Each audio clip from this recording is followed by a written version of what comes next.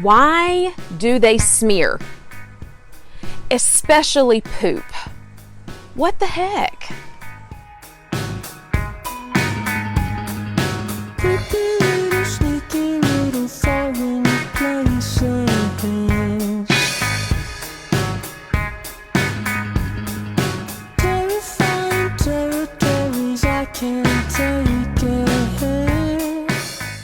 Hey EllisFamLifers, and welcome back to the channel. If you're new here, this is EllisFamLife, #autistictwins, where we like to do three things. We want to raise awareness and acceptance for nonverbal autism, relate to you and the autistic person in your life, and educate by sharing examples and stories of our life with nonverbal autistic twins, Alex and Will.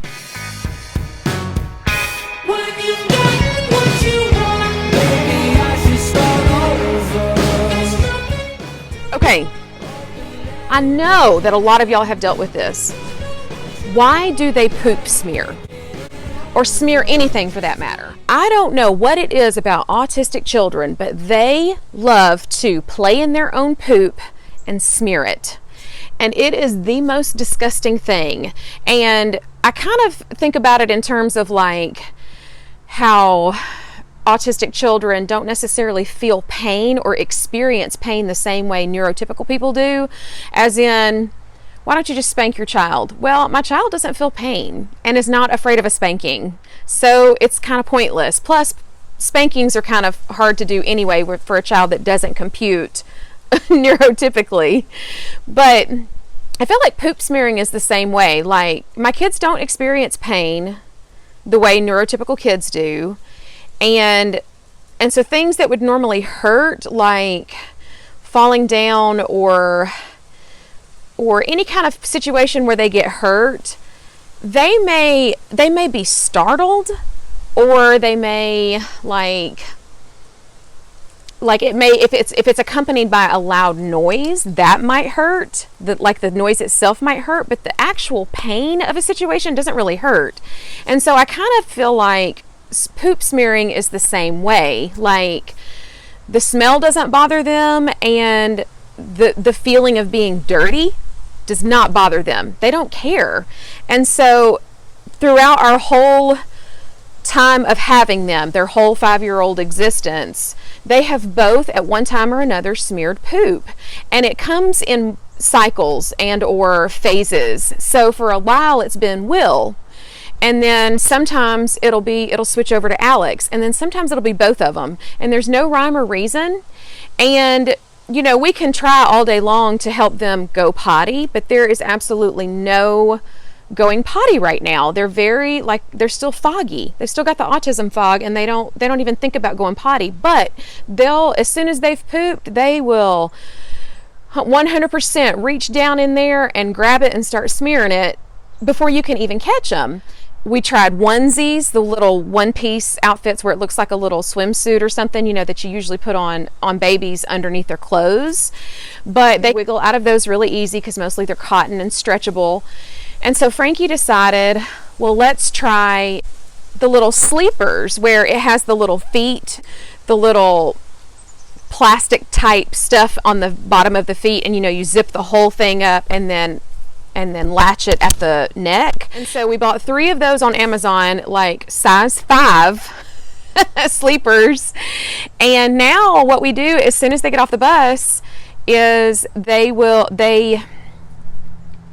we go and change their clothes, and mostly Frankie does it, but he goes and changes their clothes and then checks their diaper, and then immediately puts them in that little sleeper, zips it up, and then they're good to go for the evening. And then we let them stay in it from the time they get home, which is about 3:30 or 4 p.m., until they go to bed about 8, and then they get up the next morning and we put on another round of fresh, clean clothes for school. And so it's really frustrating because it's just one extra step in the day where you have to either watch them constantly to make sure they're not poop smearing, and or change them into that little onesie. And we only bought 3 because it came in a pack of 3 on Amazon Prime. And so I'm toying with, do I go ahead and buy another pack? Because the other deal is, so we'll do this whole onesie thing with either one of them or both of them for a week or 2, and then they kind of phase out of it and stop poop smearing. And so we say, okay, well, we're going to give them a chance, and leave them in regular clothes when they get off the bus, and then they'll go for a few days, a week, 2 weeks, a month without poop smearing, and then all of a sudden they'll start it up again, and it'll be one at a time. So sometimes in the videos you'll see only Will has the sleeper on, or only Alex has the sleeper on, or randomly some of the time both of them will have a sleeper on. So it's so frustrating because now it's gotten to the point where, number one, you come upon them like they're playing or something, and then you walk in and realize there's poop everywhere. There'll be poop on the floor, on the couches, on the furniture in their bedroom, in the spare bedroom. And I'm going to show you some pictures of just the different places I found poop. So then it feels incredibly dirty, obviously. And so, of course, I want to rip everything. I want to rip all the upholstery off and bleach it or scrub it really well with antibacterial soap and run it through the wash. And some things you just can't run through the wash. You can't run a couch cushion through the wash. You can take off the cover and run the cover through the wash. And I've gotten to now where I just take like diluted Dawn dish detergent in a spray bottle and just spray down if it's like on the couch or something, and just spray it down really well, and then scrub it really good. Scrub it really well, and then rinse it with a rinse cloth, like a wet washcloth that's just like a rinse. And then a lot of times I'll set it out in the sun, like just take everything apart, wash it all really well, spray it down with some kind of antibacterial spray once I've washed it and rinsed it, and then set it out on the driveway and just let it sit in the sun so that the sun can do some of the germ killing, because I don't feel like it's clean. And still, it's kind of like when your kid vomits, like forever, like your kid vomits on the couch, and forever after that, no matter how clean you were able to get that couch clean, you walk by, and every time you see that one spot on the couch, you think, ugh, that's where the child vomited on the couch. And it's just like in your head. It's just a mind thing of, oh, this is so disgusting, because you know that child vomited on that spot on the couch, and there's still a stain, or it just feels like it's still dirty. So anyway, I want y'all to comment below and tell me about your poop smearing stories. You'll see some of the pictures of the things that we've, I snapped some pictures just to be like, I don't want to forget how bad this was. And I want to show people, especially people who don't have autistic children, people who watch our channel who don't have autistic children and just kind of want to learn. I want you to see what autistic children do. Like, they don't think normally. And one of the things they don't think normally about is poop.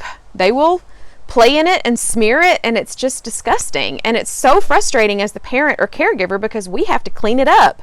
And it's one of those constant vigilance things. There is a lot of constant vigilance. One of the things is smearing poop. And I just want y'all to see what it's like. And then if you have an autistic kid that smears poop, then I want to know your story. What have you done to stop them from smearing poop?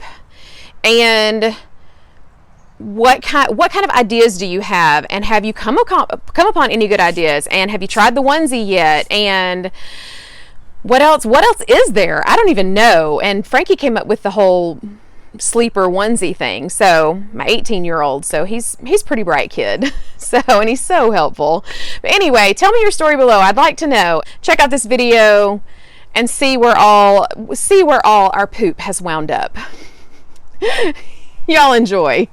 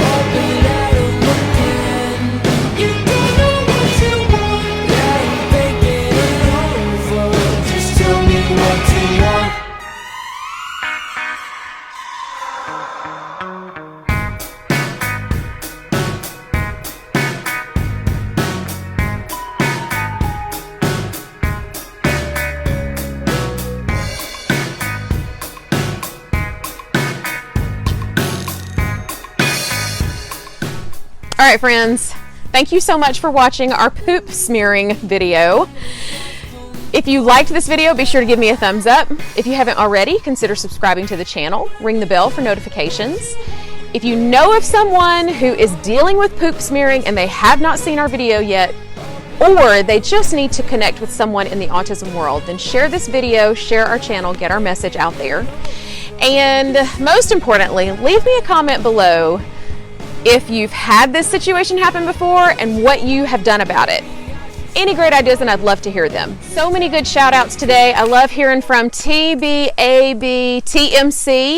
That is another autism family that we've really connected with, and I love watching your videos, and thank you so much for commenting on every single one of my videos. I appreciate y'all so much, and I appreciate your story, and I appreciate that connection, most importantly.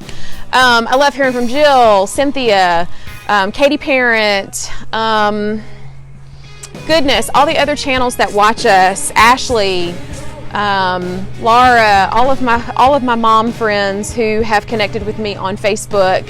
And if you are on Facebook, be sure to go and like our page, EllisFamLife #autistictwins, and Instagram is EllisFamLife_autistictwins. And connect with me there, leave me a comment here, send me comments there, and or you can send me a message. I'm going to apologize right now about Facebook messaging.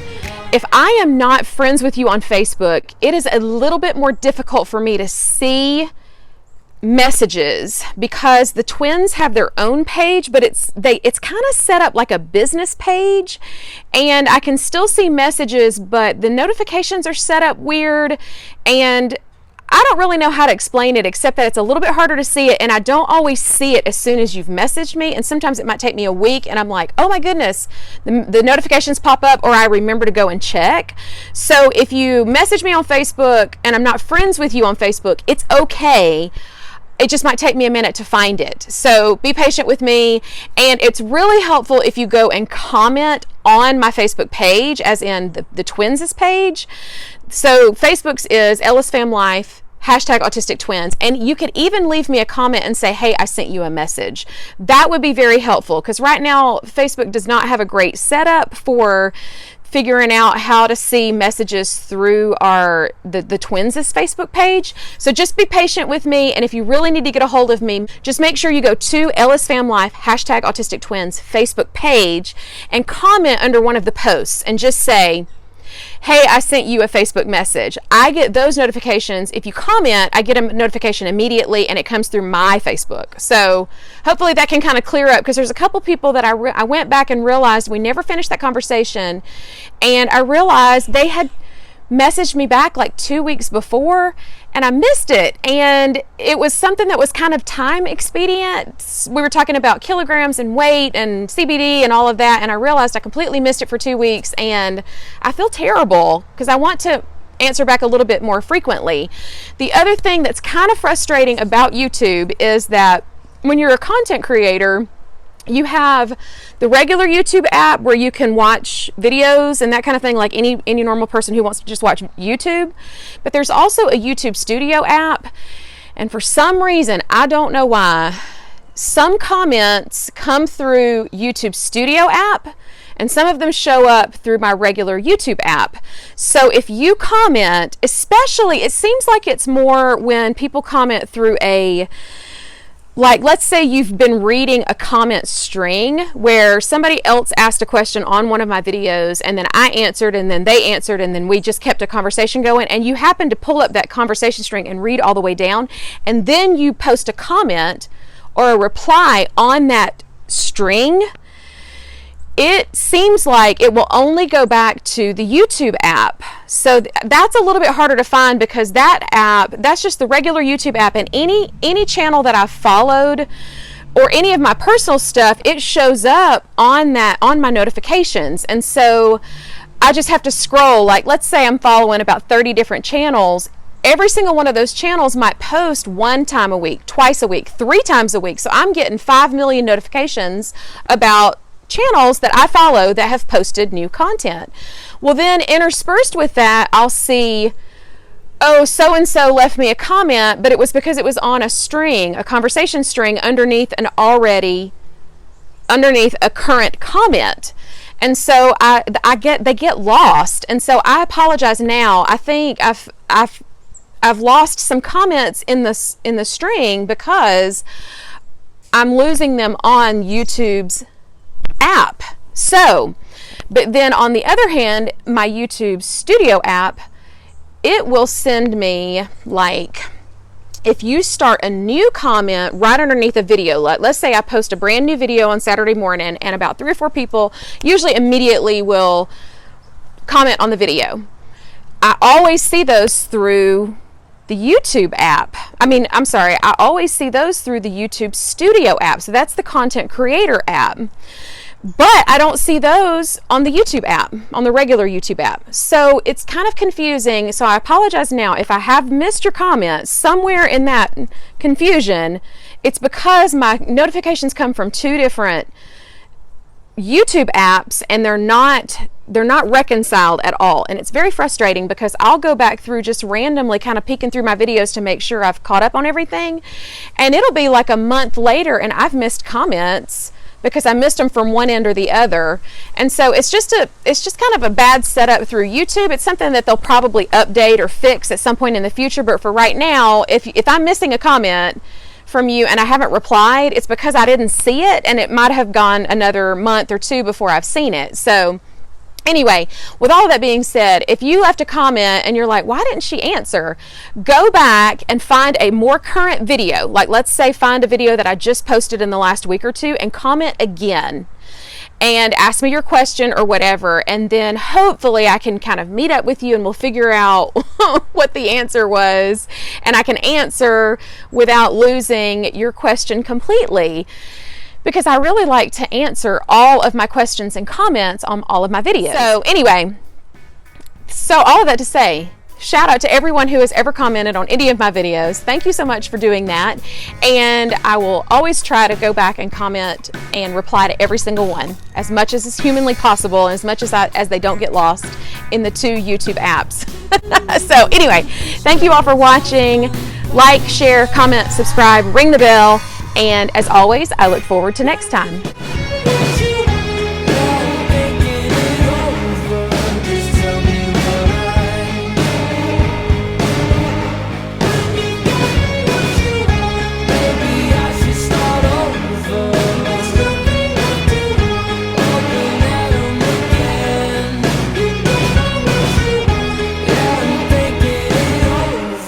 Just tell me what to